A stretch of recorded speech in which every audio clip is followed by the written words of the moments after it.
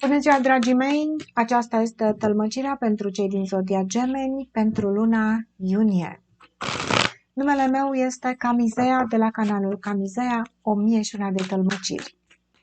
Gemeni, cei născuți în această zodie, cei care aveți aici ascendentul sau alte planete dominante, sau poate urmăriți pentru că aveți de-a face cu un geamăn.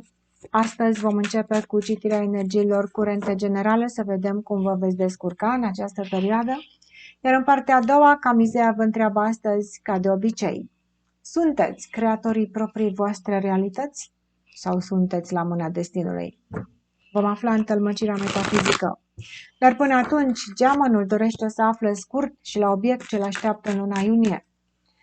Unde este focusul și ambiția voastră, ce se îndreaptă către voi și cum veți face față situației? Energia curentă generală pentru gemeni, avem regina de bâte, o energie foarte frumoasă. Vedem aici inițiativă, vedem acțiune. Dacă ești femeie, eleganță, prosperitate, îndrăzneală pentru această femeie. Dacă ești bărbat, poate vei avea de-a face cu o femeie pasională, dinamică, femeie descurcăreață. Poți primi ajutorul din partea acestei femei, sau poate că ești chiar tu această femeie, de ce nu? Dacă ești bărbat, pasiunea acestei femei, iată, vei cunoaște, te vei bucura de ea sau ce-ți va aduce ție această energie. Pentru fiecare va fi altceva.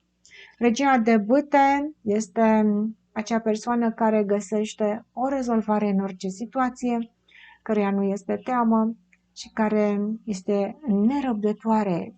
Oare de ce este nerăbdătoare această femeie? Fie că ești tu, fie că este cineva din viața ta.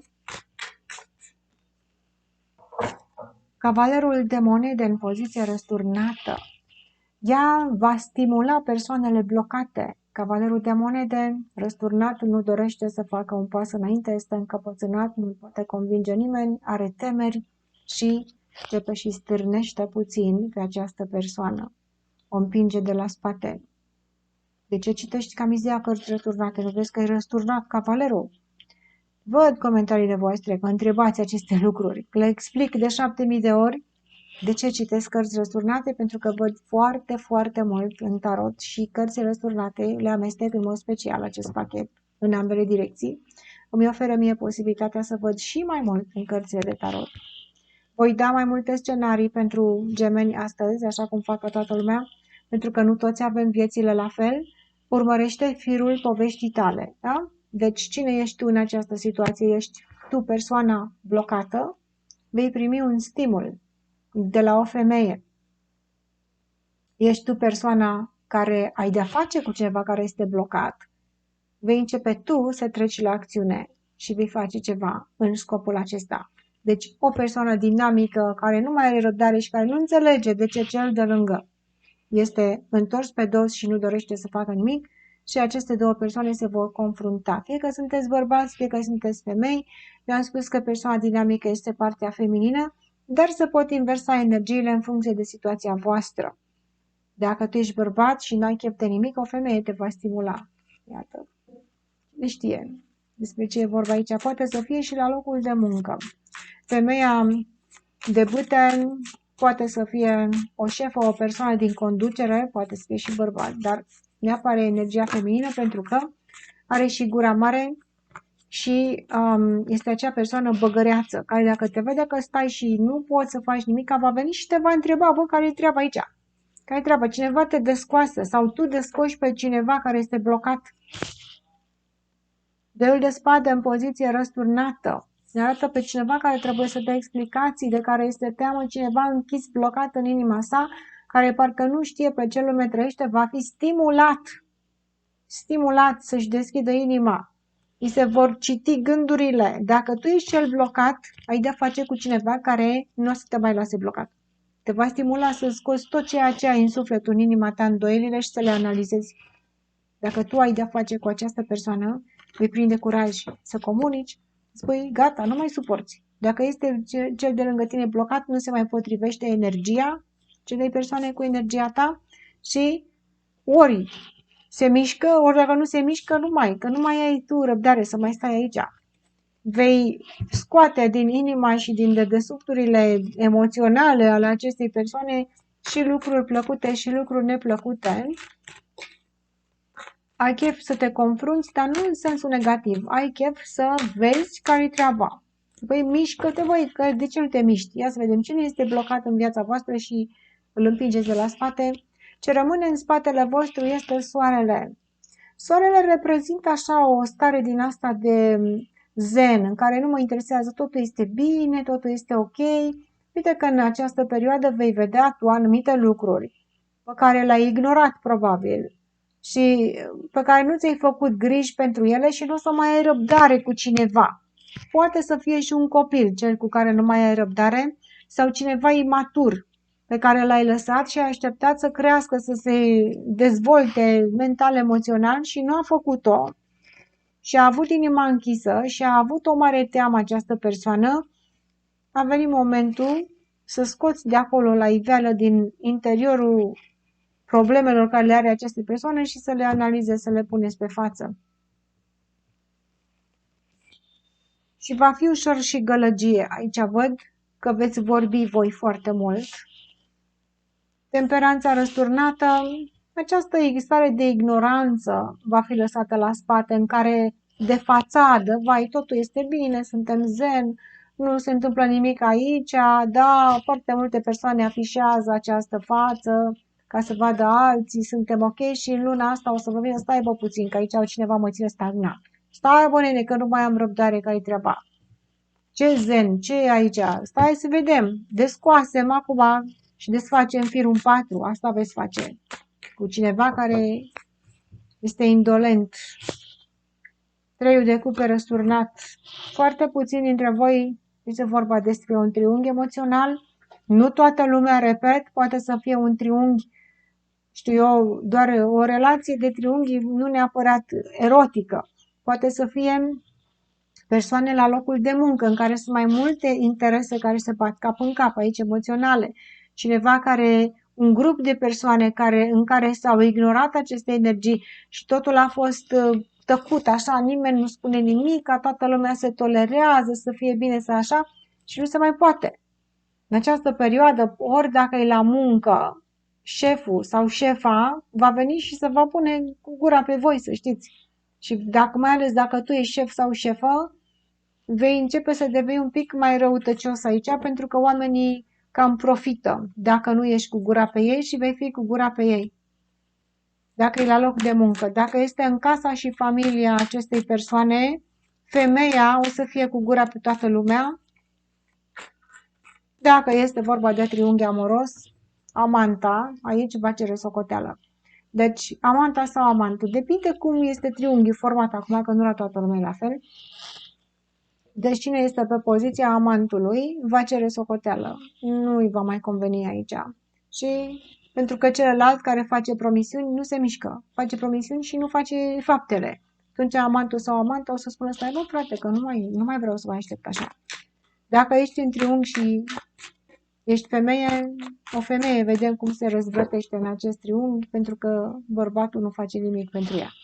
În fine, asta foarte puțin am văzut. La restul sunt alte situații dinamice în care sunt mai multe persoane implicate. Într-o familie, de exemplu, în care nu prea se agită lumea, nu prea și această femeie nu mai ia face aici. O să se pună cu gura pe ei.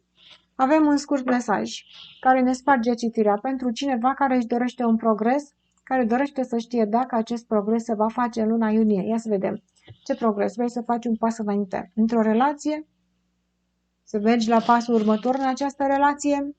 Sau într-un job să vezi dacă primești poate o schimbare de job, un examen dacă îl vei lua, carnet auto și ce examen văd că am o mașină aici, ne apare carul triumfal la unul dintre voi, este o chestiune de auto?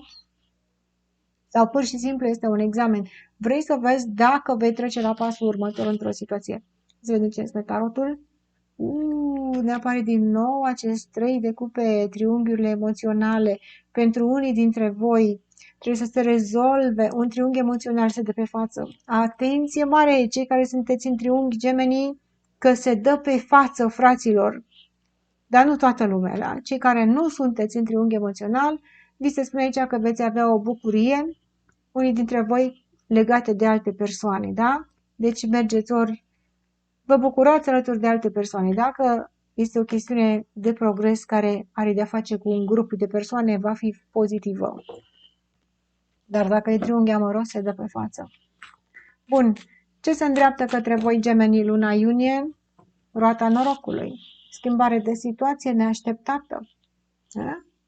Cineva nu mai are răbdare. Această femeie, fie că ea este femeia casei sau este un șef la locul de muncă, bărbat sau femeie, nu mai are răbdare să fac niște schimbări aici. Persoanele care sunt indolente nu mai sunt tolerate.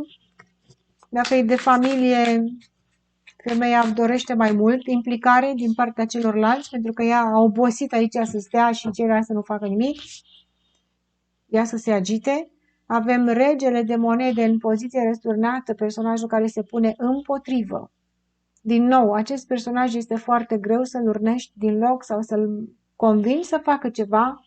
Vor veni schimbările, femeia va pune condiții, că dacă nu faci, schimbăm treaba și bărbatul va spune nu nimic, schimbă treaba că tot nu-mi convine. Deci acest bărbat este foarte, foarte încăpățânat. Și acum bărbații o să spună, vai, dar de ce ne spui așa că Amizea ai ceva cu noi? N-am nimic, eu citesc cărțile. Nu vă cunosc, nu știu cine sunteți. Citesc cărțile de tarot. Da? Și mi apare o energie masculină întoarsă pe dos, care se pot inversa energiile. Depinde de situația voastră. Inversați energia dacă nu vi se potrivește. Poate este întors pe dos personajul cu care aveți de-a face. Dacă tu ești bărbat și tu ești dinamic și ai de-a face cu o femeie blocată, este invers energia, da? Dar vedem cel care este blocat și încăpățânat, că indiferent și de schimbări și de amenințări și de ceea ce se întâmplă, nu dorește să se pună pe picioare. Nu dorește, că e încăpățânat și nu vrea. Ceva se pune cu gura rău de tot pe această persoană. Dacă este vorba despre conducere șef la locul de muncă, aici este un șef sau o șefă pe care vă puteți baza, dar și sunt alte persoane în conducere care nu vă puteți baza pe ei și care vor mai face niște schimbări, probabil, dar conducerea este cam corupțică aici. Cavalerul de cupe în poziție dreaptă, triunghiurile amoroase se dau pe față, cineva nici măcar nu acceptă, nu o să recunoască, vedem un personaj care minte în aceste triunghiuri amoroase, vedem partenera de afacere, de afacere amoroasă. Aici, până la urmă, chiar dacă este cu ceartă, chiar dacă este așa, triunghiul se dă pe față, dar tot rămâne în relație. Nu se termină acest triunghi, se dă pe față, vedem? Și cuiva prea puțin îi pasă, pentru că va continua această aventură amoroasă împotriva a ceea ce spune lumea.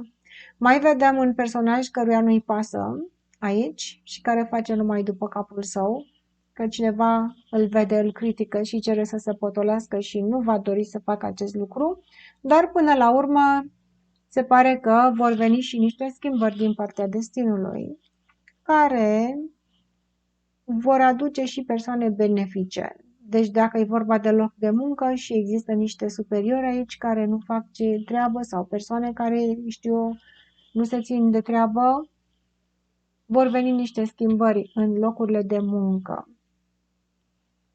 Sunt și persoane bune și persoane rele, dar până la urmă pentru voi va fi bine, văd, pentru gemeni. Aceste schimbări de șef, ierarhia în joburile voastre, se schimbă ceva și până la urmă va fi bine pentru voi. Deci să nu vă fie teamă aici, dacă voi vă vedeți de treaba voastră, o să vă fie bine, pentru că vor veni și persoane care vor aduce o energie nouă, frumoasă. Amantlăcurile, acolo este telenovelă pentru gemeni.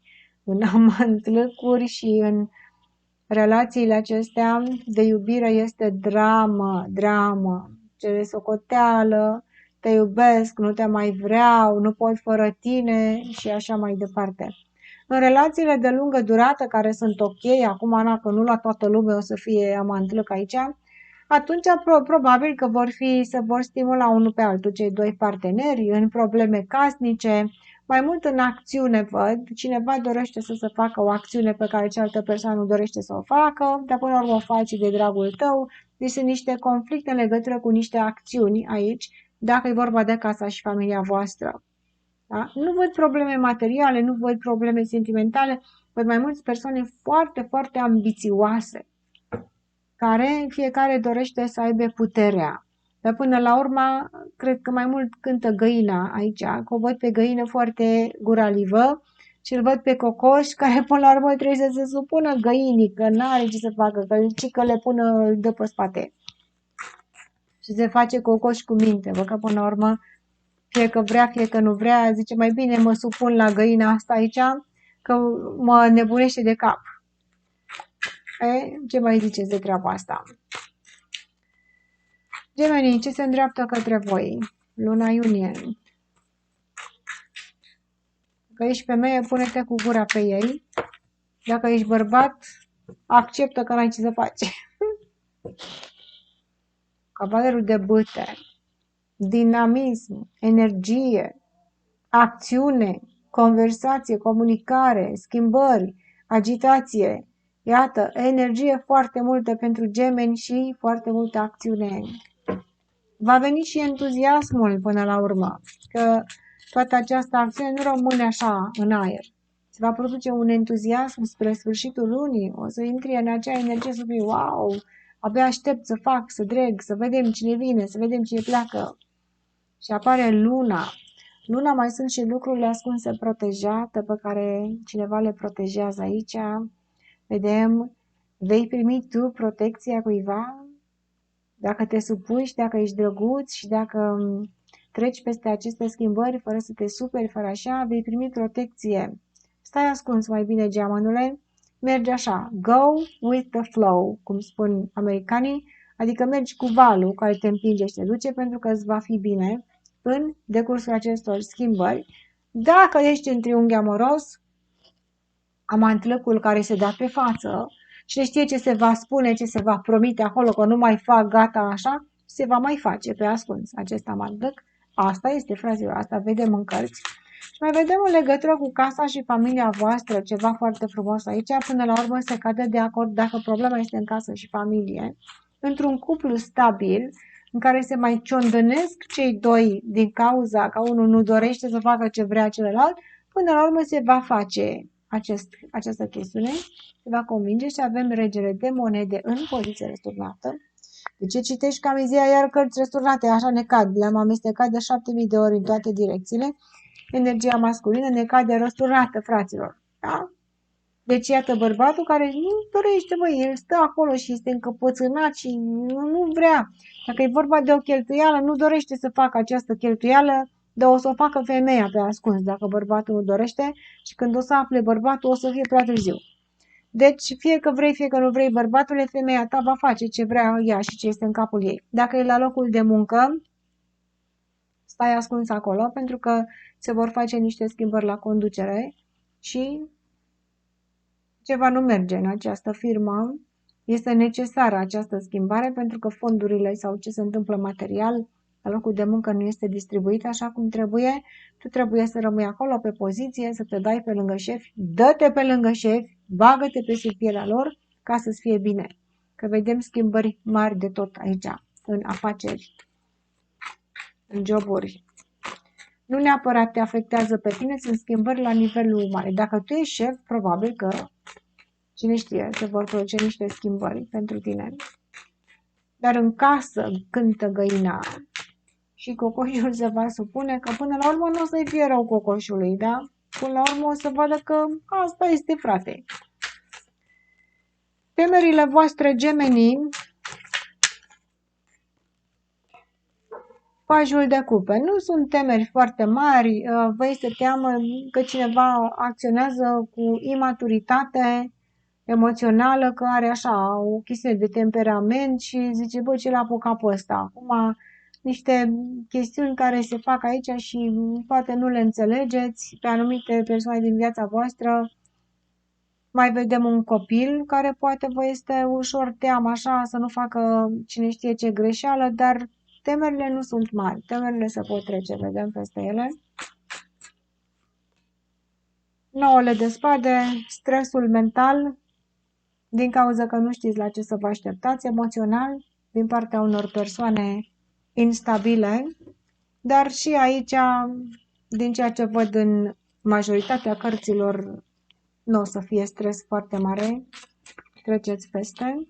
Și nouăle de cupe răsturnat, cineva parcă este deranjat de aceste schimbări, cineva care s-a culcat pe ureche și era bine și era ok așa să fie indolent, să nu facă foarte mult, dintr-o dată este stimulat, trebuie să facă un pic mai mult și intră în panică această persoană și nu-i pregătit să facă mai mult, parcă a dormit așa, stătea pe ureche, știți? Și acum iată că e stimulat, vrea, nu vrea să facă ceva. Astea sunt temerile, dar nu sunt temeri foarte mari, pentru că, așa cum v-am spus, se vor produce și niște schimbări în viața voastră de persoane. Trebuie să vă adaptați energiilor și persoanelor noi care intră în viața voastră, în care poate nu aveți încredere. Până la urmă îi veți da pe brazdă. Dar văd un bărbat care se împotrivește la tot aici și treceți peste ei, încă nu aveți ce să faceți. Mergeți în drumul vostru, fie că se împotrivește, fie că nu. Vă văd foarte, foarte determinați să acceptați schimbările, persoanele noi care vin și să vă vedeți de treaba voastră voi. Mergeți în drumul vostru. Haideți să vedem abordarea conștientă, care sunt deciziile pe care le va lua geamănul pentru luna iunie. Dacă vă plac aceste citiri, dragii mei, nu uitați să lăsați un comentariu de apreciere. Ador comentariile voastre. Dați un like dacă vă place și abonați-vă, apăsați pe clopoțel mai jos ca să vă abonați canalului, este gratis, să vadă YouTube-ul când fac și eu datoria. Poate sunteți abonați la 7000 de canale. Abonați-vă și aici, ca eu să pot veni gratis pentru voi lună de lună, pentru că trebuie să mă duc să fac bani în altă parte ca să am cum să trăiesc și să vin aici gratis pentru voi. Abonamentul vostru mă ajută și like-ul vostru și comentariul vostru. Dacă doriți citiri personale, mă întrebați cum să dați de mine. Ofer citiri personale în funcție de timp, foarte limitate sunt locurile. Duratele unei citiri sunt și până la 2 ore foarte, foarte complexe, față în față, pe Zoom, virtual, bineînțeles, contra cost. Apăsați pe linkul meu de Messenger care este în descrierea videoclipului de mai jos. Acolo sunt eu, direct. Nu mă căutați după nume pentru că se fură numele, da? Deci aveți mare grijă. Apăsați pe linkul din descrierea videoclipului meu ca să ajungeți la mine. Abordarea conștientă la gemeni, deciziile, avem spânzuratul, nu veți lua decizii importante, veți rămâne în așteptare să vedeți ce se întâmplă cu aceste schimbări. Energia voastră dinamică o păstrați, deși nu doriți să vă impuneți foarte mult, pe undeva aveți o mare, mare energie să mergeți în drumul vostru, dar când vine vorba despre alte persoane pe care nu le puteți stârni sau nu le puteți urni, ce să mai spunem de aceste persoane blocate, îi veți lăsa așa. Veți trece peste. Și nu au decât să rămână, că rămân agățați. Nu o să abandonați aceste persoane, rămân în viața voastră. Vă rămân așa și spune, dacă tu nu vrei să te miști, eu nu am să stau după tine. Am să stai așa agățat că eu trebuie să merg să-mi fac ceea ce am de făcut.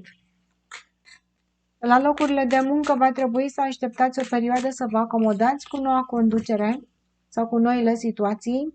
Trebuie să stați deoparte aici din conflictele pe loc de muncă. Amantlâcurile, triunghiurile amoroase rămân agățați, nu se termină, dar pe de o parte o să spună gata, fac o schimbare, nu o să mai fac, dar o să mai facă.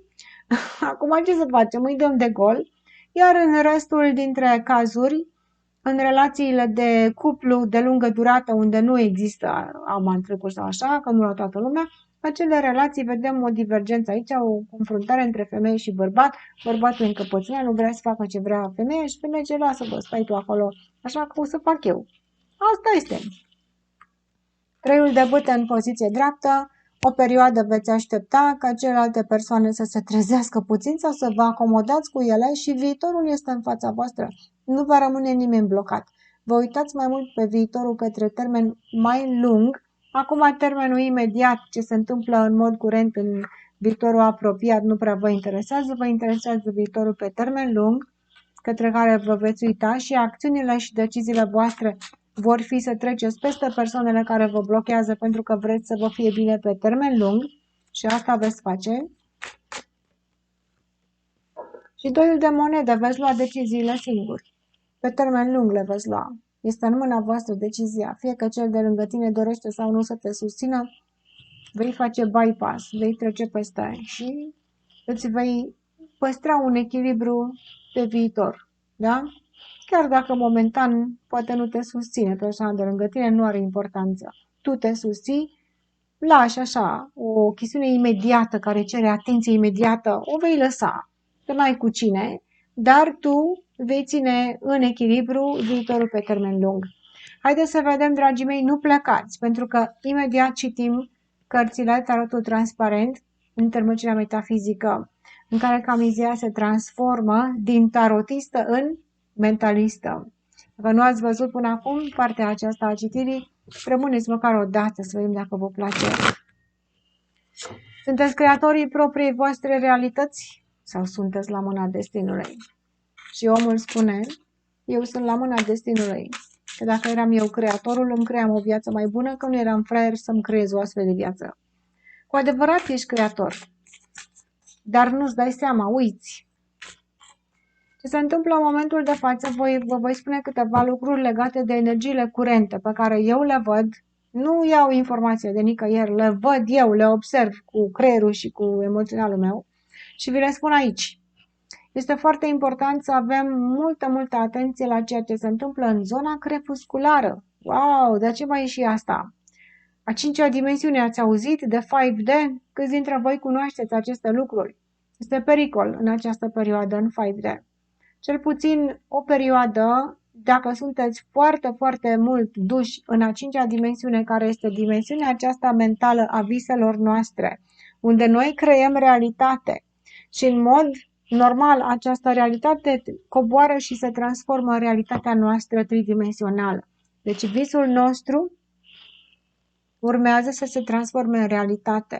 Ce se întâmplă acum? Pentru că se transformă oricum, dar omul, pentru că are mai mult acces la zona aceasta crepusculară din a cincea dimensiune mentală a dorințelor noastre și acolo nu mai reușește să facă diferența dintre ceea ce se întâmplă în dimensiunea a cincea și ce se întâmplă în viața noastră pe pământ.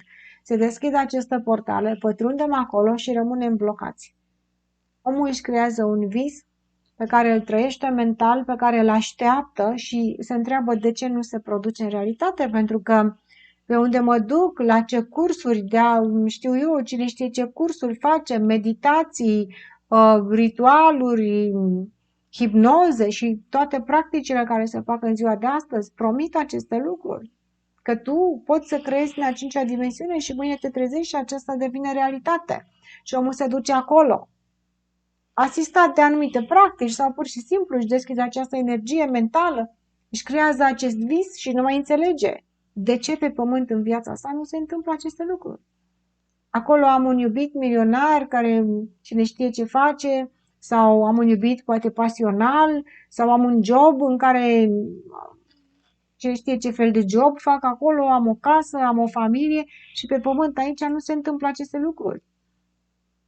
Și începem și pierdem controlul, pentru că ni se promite. Ba, nu, eu sunt acum, eu zice omul, eu sunt specialist în 5D. Ce faci acolo se întâmplă pe pământ, îți creezi visul, ești gata și dacă nu se întâmplă ce faci, că intri în stări depresive, de anxietate și nu nimic. Uite, vii la Camizei aici, ca să vedem care-i treaba. Da? Pentru că omul nu are experiență în a cincea dimensiune și este dus în eroare.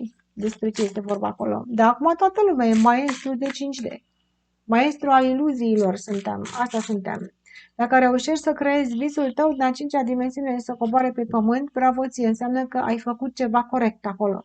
Dar dacă nu reușești, dacă ești prins în iluzie, dacă ești blocat într-o realitate fictivă și nu înțelegi de ce viața ta de pe pământ este cu totul diferită, în 5D poți să faci dragoste cu cineva și acea persoană în 3D, în realitate, nici nu te bagă în seamă. Și vii și spui, nu știu, doamne, trebuie să simte acea persoană la fel ca și mine, pentru că acolo suntem conectați. Nu trebuie să simte nimic.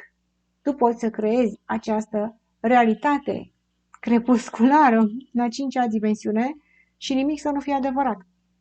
Sau poți să creezi această realitate în a cincea dimensiune și totul să devină pentru tine realitate pământească.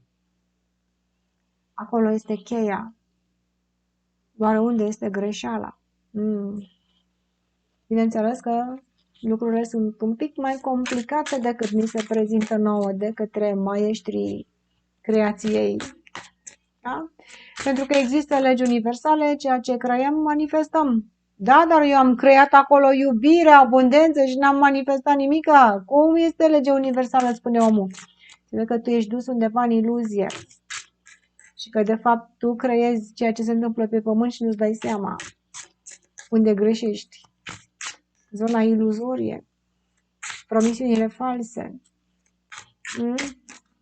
Cum facem diferența? Haideți să vedem ce ne spune tarotul nostru multidimensional astăzi. Mintea superioară care te ghidează, ce spune? Unde este mentalul tău? Patrul de monede. Trebuie să te uiți în jurul tău, în toate aspectele vieții tale și să înțelegi ce se întâmplă. Deasupra capului, la piept și sub picioare este realitatea ta. Lucrurile palpabile. Protejează-te. Economisește bani. Lucru material pe care îl atingi. Să-l vezi că este solid. Este iubitul tău fictiv solid? Este în viața ta? Este abundența aceea pe care o ai tu? Este solidă, fictivă? Care este primul pas pe care eu îl fac? Ca să am dovada că visul meu devine realitate. Este să mă uit în realitatea mea și să văd diferența care este. Ce pot face eu în viața mea personală? Care sunt posibilitățile mele? Se pare că nu sunt foarte multe posibilități în momentul de față pentru voi, pentru că nu sunteți conștienți de ceea ce se întâmplă în jurul vostru. Voi să analizați fiecare aspect al vieții voastre. Real. Lăsați visul. Coborâți cu picioarele pe pământ. Vă spun de foarte multe ori să mergeți în a cincea dimensiune să creați visul, dar în această perioadă stați cu picioarele pe pământ. Vă spune Camizeia că este periculos acolo. Cei care veți sta cu picioarele pe pământ aici și veți crea realitate bazându-vă pe lucrurile reale din viața voastră, veți putea să creați o abundență fantastică. 3D. Stați în 3D. Abundența este a voastră pentru că veți vedea, bazându-vă pe realitate, ce trebuie să faceți. Mintea voastră primește claritate. Păi și ce fac cu visul meu, spunea omul, că eu am acolo un vis așa. Lasă-l acolo că nu moare visul tău. Uită-te la ce se întâmplă în viața ta și pune mâna pe ceea ce este palpabil, pentru că altfel ce ia cineva dinainte. Avem aici o sămânță care trebuie să cadă. Visul tău este o sămânță, da? Și această sămânță, dacă nu o plantezi și dacă nu o hrănești, nu va crește. Păi nu că dacă e în a cincea dimensiune, crește automat, nu? Că așa mi-a spus mie cineva, că ceea ce crezi acolo m-am dus în hipnoză, m-am dus în nu știu ce și acum mâine se întâmplă. Nu se întâmplă. Dacă tu nu plantezi această sămânță. Păi și cum să plantezi? Te uiți în jurul tău la ceea ce este valabil în viața ta, da? Oamenii din viața ta, posibilitățile materiale din viața ta și pui mâna pe ceea ce este real. Și vei găsi acolo sămânța care este. Este un job, văd ceva de bani, legat de bani și de abundență la voi. Există posibilitate de abundență, dar trebuie să te uiți în toate aspectele vieții tale. Relația în care sunt mă ajută să-mi îndeplinesc visul, jobul la care sunt, educația pe care o am, modul în care evoluez, unde sunt acum, ceea ce îmi propun să fac, unde este sămânța. Este o idee, poate, această sămânță, este poate un curs de perfecționare, este poate o mutare, o schimbare. Unde este această sămânță? Dacă rămâne la ideea de vis și nu reușesc să înțeleg care este pasul următor pe care eu trebuie să-l fac, cred că este o problemă. Găsește această sămânță, ți se spune, și vei aduce multe, multe roade. Și ce să fac, spune? Uită-te în viața ta, da? Și găsește acolo rezolvarea. Nu în a cincea dimensiune, o vei găsi aici pe pământ rezolvarea. Și este vorba despre bani pe care tu îi vei face prin aducerea visului la realitate. Este jobul meu aici, cel care mi-aduce visul meu? Poate ai un vis de iubire, dacă este vorba despre vis de iubire, ți se spune ai grijă de viața ta, ca tu să ai o viață confortabilă. Nu trebuie să aștepți să vină un salvator să-ți aducă abundența. Abundența o creezi tu. Starea de bine o creezi tu. Se spune acest lucru. Haideți să vedem. Personajul care este blindat aici cu aceste monede deasupra capului la piept și sub picioare este viața reală, palpabilă, tridimensională. Și iată ce frumos dacă sunteți, vă concentrați foarte, foarte mult pe viața voastră materială și ce se întâmplă cu voi, veți dormi pe un sac de bani, iar această sămânță, care este încă agățată aici pe cracă, o veți găsi și o veți planta și o veți hrăni și veți ajunge foarte bine prin faptele și acțiunile voastre și deciziile voastre, nu prin minunea care aștept să se întâmple mâine, să vină un milionar să-mi plătească datoriile și așa mai departe. Că nu prea știm ce să creăm în a cincea dimensiune. Creați cu rațiune. Și se dau frâiere libere și omul ceva, păi de atunci de ce să mai muncesc? Mă îmbogățesc peste noapte. Asta este visul meu. Să vindec omenirea este visul meu. Uită-te în viața ta, că acolo este cheia. Inima, ce ne spune inima? Avem regele de monede. Ne-a mai căzut și la altă zodie această carte. Este puterea ta, este capacitatea ta de a oferi binecuvântările sunt în inima ta. Dacă nu ai bani, creezi binecuvântare în inima ta. Adică, un om bogat nu înseamnă câți bani avem. Înseamnă cum folosim resursele. Începe și folosește-ți resursele cu abundență. Adică dacă am 10 lei astăzi, din acești 10 lei am să mănânc o masă copioasă și am să-mi imaginez că sunt milionar și eu dau valoarea lucrului din viața mea. Și universul va deschide pentru tine această energie a abundenței în inima ta. Comportă-te ca o persoană abundentă. Ce face o persoană abundentă? Omul zice, vai, vreau să mă îmbogățesc ca să dau la săraci. Nu așa funcționează, că universul nu e fraier. Dacă universul vrea să dea la săraci, le dă lor direct, nu trebuie să îmbogățești tu. Tu trebuie să demonstrezi că tu ești aici un canal prin care universul poate să dea la săraci și începe și dai din ce ai, fără să fii bogat. Dai din ceea ce tu ai. Deci universul spune, o persoană darnică, hai să-i dăm lui ăsta. Dărnicia se naște în inima ta. Fă o faptă bună pentru cineva, chiar și materială, din cât ai tu. Și mai vedem cum trebuie să faci, nu numai de bani, poți să faci emoțional această faptă bună. Trebuie să dai. Este această lună în care tu dăruiești. Universul îți va trimite persoanele care au nevoie. Poate au nevoie de un bănuț, de un euro, de un leu. Nu este ceva mare care trebuie să dai. Este ceva care tu ai și persoana de lângă tine nu are. Un sfat, o emoție, o îmbrățișare, un cuvânt de iubire. Dăruiește în această perioadă, ți se spune. Cineva care este îndreptat către tine are o mare nevoie și nu reușește să treacă peste acest obstacol și suferă, iar tu ai în mâinile tale rezolvarea. Oare despre ce este vorba? Nu te întreba acum ce trebuie să faci. Universul îți va trimite această persoană. Iar tu poate te vei uita la această persoană și o să spui, ei, lasă-mă, mă, că n-am ce să fac pentru asta. Gândește-te că ai ce să faci pentru această persoană. Nu trebuie să faci ceva care nu poți. Trebuie să faci ceva care poți din plin. Și fă acel lucru. Să vezi că universul te va recunoaște pe tine. Și spune, uite ce om care este capabil să facă aici un lucru drept, la momentul potrivit, îi vom da și mai mult acestei persoane. Tu, în inima ta, care ești darnic pe acest pământ, nu în gând, dă-mi mie universule ca eu să dau. Eu dau acum universule și dacă nu am, tot dau.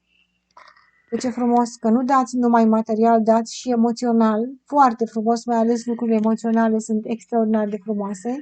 Și avem persoana care este rănită și care nu reușește să se vindece.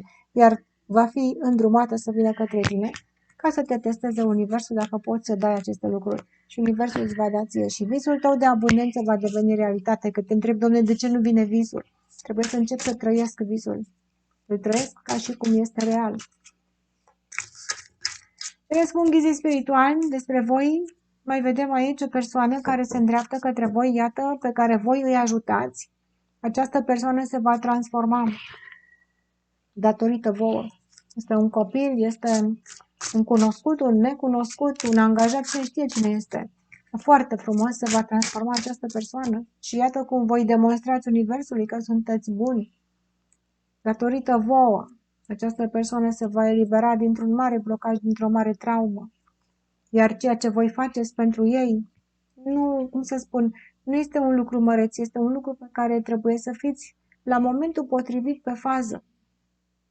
Poate are nevoie de un ajutor să găsească un job sau poate un ajutor emoțional, o mângâiere, o vorbă frumoasă, o iertare poate, iar această persoană se va elibera. Deci voi sunteți clar un element al Universului. Se va elibera, eliberați destinul unei persoane voi.